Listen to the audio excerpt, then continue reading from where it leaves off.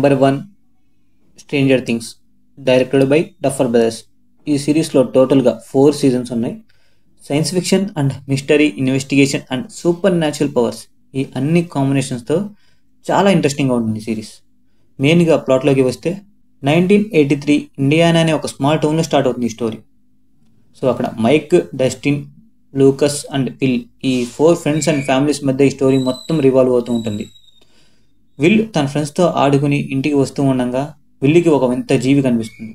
దాన్ని చూడంగానే will మాయమైపోతాడు. So తన ఫ్రెండ్స్ అందరూ విల్లు కోసం వెతుకుతూ వెళ్తారు. అడవిలో ల్యాబ్ నుంచి పారిపోయి వచ్చిన ఒక అమ్మాయి కనిపిస్తుంది. తనకి సూపర్ న్యాచురల్ పవర్స్ ఉంటాయి.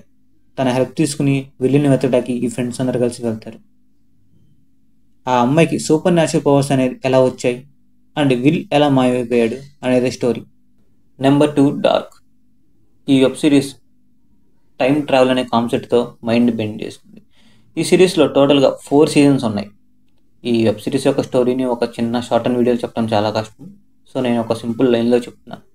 2 పిల్లలు తప్పిపోయి 4 ఫ్యామిలీస్ యొక్క పాస్ట్ని, ప్రెజెంట్ని అండ్ ఫ్యూచర్ని ఎలా చేంజెస్ చేసింది అనేది story. Number 3 the walking dead.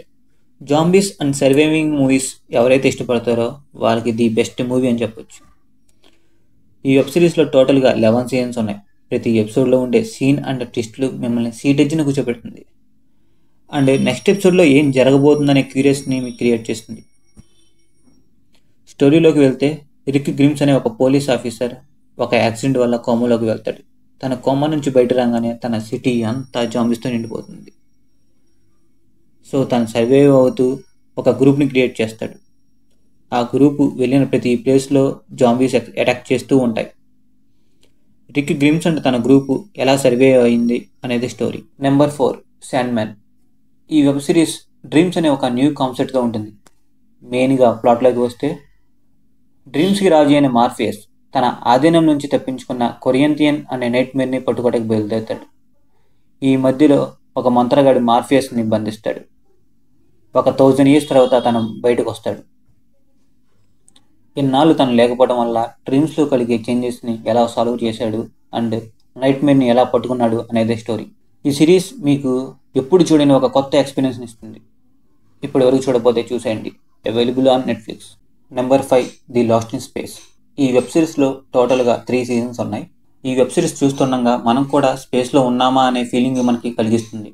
మెయిన్గా స్టోరీలోకి వెళ్తే ఎర్త్ మీద రిసోర్సెస్ అయిపోతున్నాయని గవర్నమెంట్ ఒక స్పేస్ షిప్ని బిల్డ్ చేసి ఒక 1000 పీపుల్స్ని ఎర్త్ లాగా ఉండి ఇంకో గ్రహం మీదకి పంపించడానికి ట్రై చేస్తుంది. ఈ ప్రజలు స్పేస్ షిప్లో వెళ్తూ ఉండగా అనుకోకుండా వేరే గ్రహం మీద క్రాష్ ల్యాండ్ అవుతారు.